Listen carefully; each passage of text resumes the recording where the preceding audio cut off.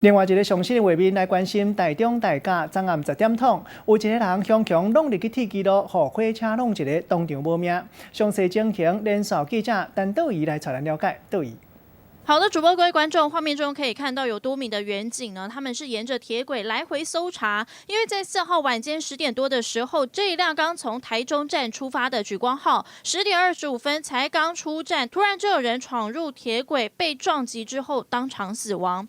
由于撞击力道非常的强大，导致这一名误闯铁轨的人出现分尸的情形，他的随身物品也散落一地。事件就发生在台中市大甲区，火车才刚要出发，没想到就发生这一起意外事件。来听到稍早站务人员的访问。就因为很晚了，就有一趟原本就已经满20分了，大概再晚10分了，那一趟最多了晚30分了。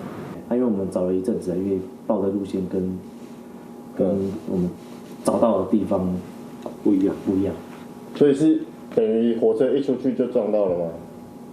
对，差不多。可以听到站务人员有提到，因为平交道发生意外，这一班从台东往彰化的火车一度误点了30分钟，但还好因为是末班车，所以没有影响到旅客搭乘。目前铁轨上的障碍也已经排除，恢复正常通行。